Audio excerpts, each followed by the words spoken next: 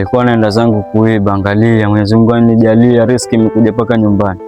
Alhamdulillah, Mwenyezi Mungu ni mkubwa sana.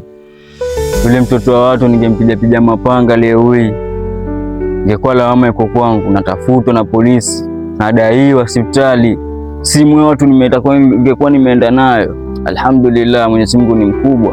Sijui amemtoa wapi udogo, amekuja nitafuta paka twende tukafanye kazi. Wallahi, Mwenyezi Mungu ni mkubwa.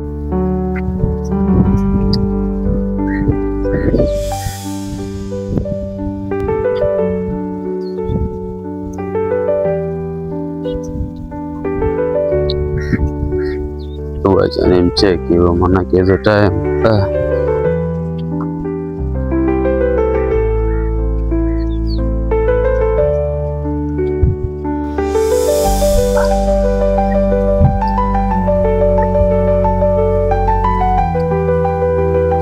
Oya Kidunge, mbona mapanga bro? Nini mbaya baba? Mbona ni hata kama budo uko ndani, mbona mapanga? Mambo gani haya? Ndio baba, nini mbaya baba? Bwana nichora mwanangu. Nakuchora nini bwana? Mambo gani haya? Sielewi nilifanya nini mwanangu. Acha hizo baba. Hata kama ni achezo bwana, lazima nikwambie wewe ndugu bwana. Sawa, lakini wanichora mwanangu budangu. Nusu kuja mchongo. Hata ile buda. Sasa wajuaje mimi unaona na bapanga ama panga liko chini? Hata ile buda atokee alichukue panga. Mambo haya mimi siataki.